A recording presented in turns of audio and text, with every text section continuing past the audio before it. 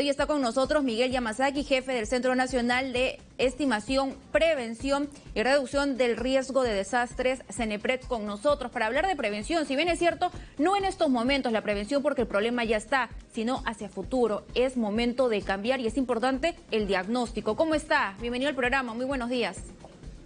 Carla, muy buenos días. Muy bien, en varias oportunidades hemos conversado acerca de la prevención, ¿no? Y hemos dado las alertas a las autoridades regionales, distritales, a las alcaldías provinciales, incluso también al gobierno central, de tomar medidas, porque las lluvias no se pueden detener, la crecida de ríos tampoco, pero nosotros podemos tomar acciones para mitigar estos impactos. Por ello, ante esta situación, cuando hablamos de prevención, ¿qué es lo que se tiene que priorizar? A ver, Carla, primero quisiera empezar con este término que es muy conocido. Por cada sol de inversión que podamos hacer en prevención, nos vamos a ahorrar 10 soles aproximadamente en acciones de respuesta y rehabilitación. Entonces, ese es por un lado. Y por otro, efectivamente, está demostrado que la prevención es el primer proceso de la gestión del riesgo de desastres y es ahí donde debemos enfocar todo el esfuerzo.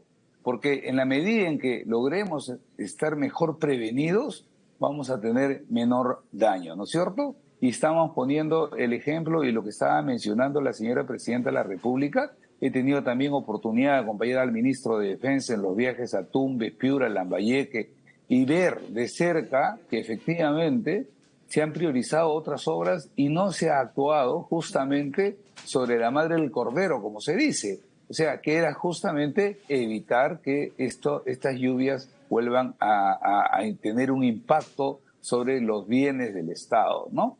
Es ahí, bueno, ha anunciado una reorganización la señora Presidenta y entiendo que se va a empezar inmediatamente a hacer estos trabajos, no de reconstrucción, sino de remediación, de manera que nunca más vuelva a ocurrir estos daños, ¿no?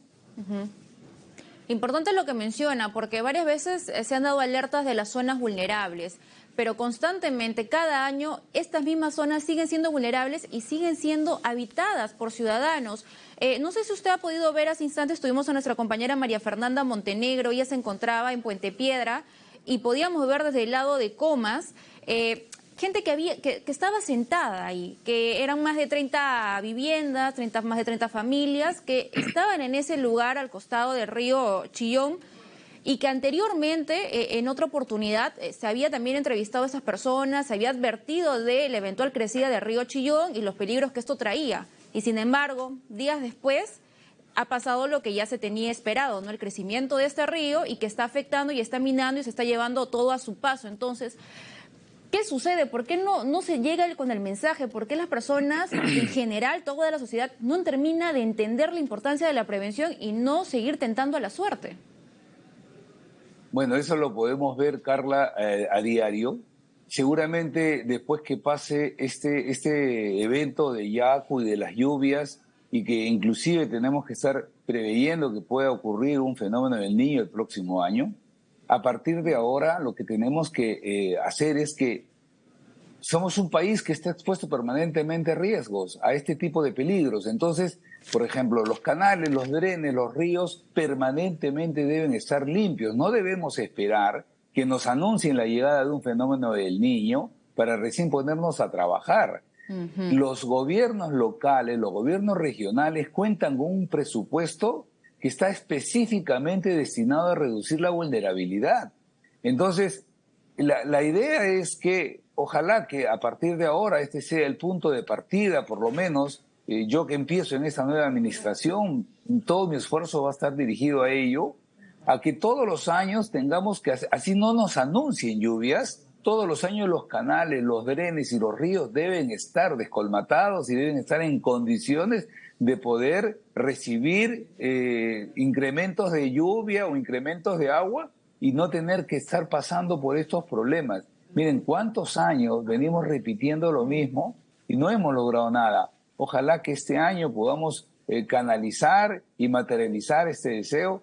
Yo creo que es una tarea bastante difícil, pero vamos a empezarlo desde los colegios, desde los niños. Ellos también constituyen un importante vehículo de comunicación y vamos a tratar de incluir esto en sus programas curriculares, esto previas coordinaciones, por supuesto, con el Ministerio de Educación, pero creo que por ahí también tenemos que empezar. Importante lo que menciona, efectivamente, vamos a seguir enfatizando en la prevención. Si bien es cierto, ya sabemos lo que viene ocurriendo en la costa de nuestro país, lo estamos viendo, lo reportamos, también lo que sucede en Lima, o en parte de Lima, pero ¿cuál es la situación para la sierra y la selva? Porque para ello se quiere prevención, estamos enfatizando ello. Entonces, es importante tomar esta información que dan los canales oficiales para que las autoridades prevean y puedan hacer algo al respecto. Bueno, tenemos dos avisos vigentes del Servicio Nacional de Meteorología e Hidrología. Uno en la costa, del 12 hasta el 14, hasta el 16 incluso, y es prácticamente desde Tumbes hasta Arequipa. Prácticamente toda la sierra está con estas alertas. Yo tengo acá, me van a permitir, por favor, Sí, claro. leer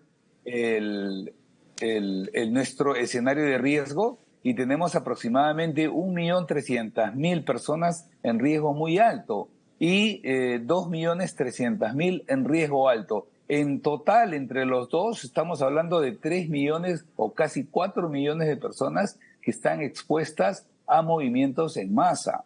Movimientos en masa le llamamos a lo que, bueno, a los huaicos, deslizamientos y a todo lo que cuando llega el factor desencadenante que es la lluvia puede originar.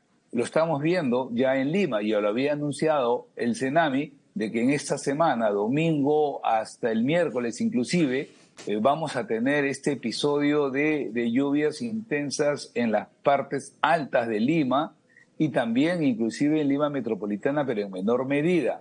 Ayer hemos podido soportar un chapuzón bastante pequeño, pero se espera que en los próximos días, hasta mientras que este fenómeno del ciclón Yaku esté presente en las costas o en el mar frente a las costas de nuestra región, en Lima, vamos a tener esta incidencia de lluvias. Y en el caso de la selva... En la selva, gracias Carla, lo había olvidado, en la selva también tenemos un aviso meteorológico.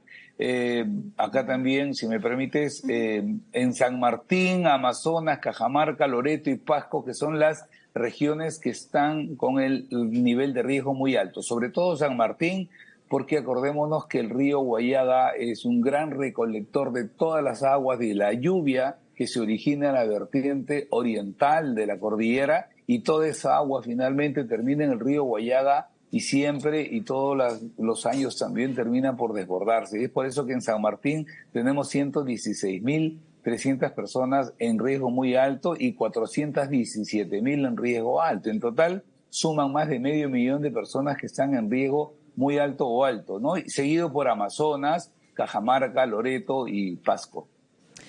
Y algo sumamente importante, teniendo esta información, es importante no dejarlo pasar, sino que las autoridades puedan tomar cartas en el asunto y a los ciudadanos que están habitando puntos críticos poder evacuarlos. Pero para ello, por ejemplo, se hablaba de Lima, de estas lluvias, y que lamentablemente Lima no está preparada. Los techos de las viviendas no están en condiciones de soportar largas horas de lluvia. Entonces, ¿qué se puede hacer al respecto?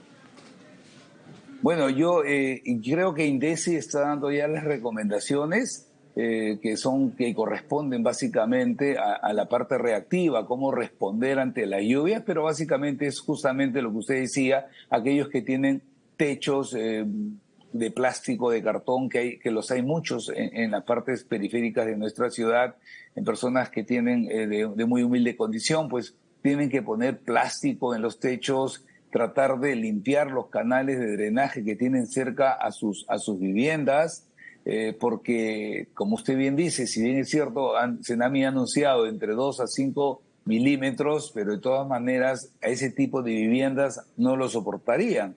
Ahora, acá en Lima Metropolitana, en las viviendas que tienen azoteas y en las partes altas, en sus techos, tampoco están preparados, ¿no?, para recibir 2 a 5 milímetros, como bien lo han dicho. 2 milímetros significan 2 litros de agua en un metro cúbico.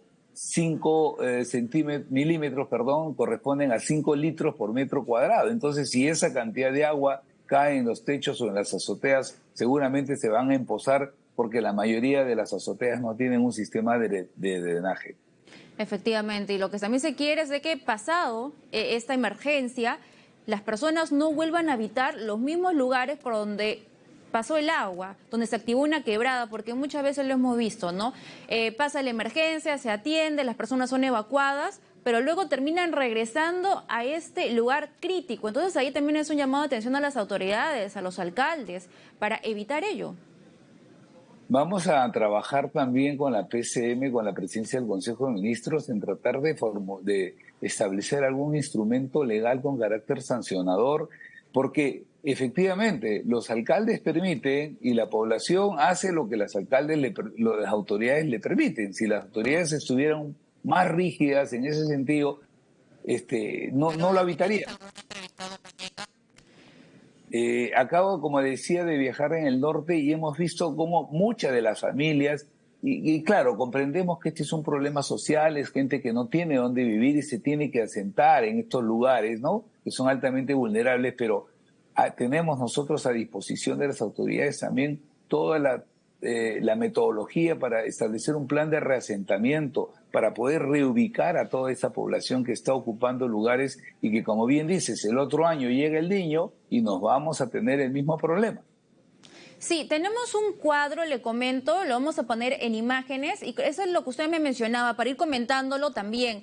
Este es el anuncio que ustedes han hecho, Cenepred, y señala lo siguiente, que los departamentos con nivel de riesgo muy alto comprenden una población expuesta de 240.176 habitantes, 60.957 viviendas, 255 establecimientos de salud, 1.728 instituciones educativas. Esto es de riesgo muy alto, lo que usted me mencionaba, y esto tiene que ver con San Martín, Amazonas, Cajamarca, Loreto y Pasco.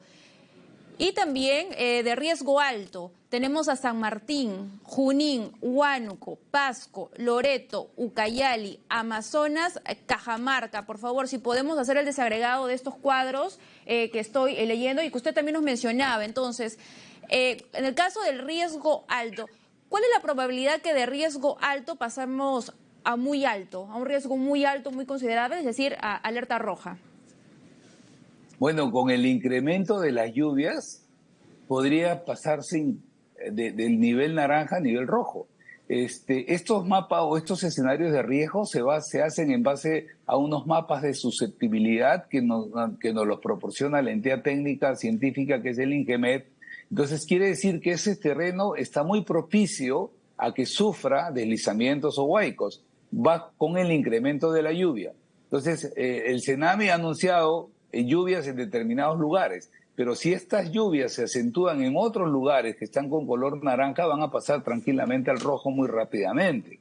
Mira, Carla, si me permites también, Sí. estos escenarios de riesgo que usted lo ha mostrado, se trabajan acá en el Cenepred, se hacen para todo tipo de peligros y para todos los avisos que formulan las entidades técnico-científicas. Pero esto no queda con nosotros, esto se distribuye a todos los gobiernos locales, regionales, a los ministerios también, porque los ministerios tienen sus propias oficinas de defensa nacional y de gestión de riesgo, y para que ellos tengan los elementos necesarios para poder articular la ayuda, ¿no?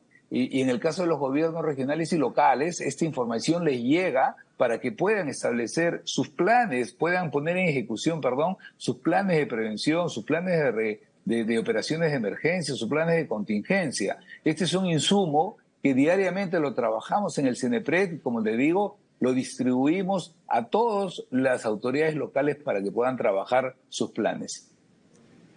Muy bien, muchísimas gracias por esta entrevista. Ha sido con nosotros Miguel Yamasaki, jefe del Centro Nacional de Estimación, Prevención y Reducción del Riesgo de Desastres, Cenepred. Muy amable, muchas gracias.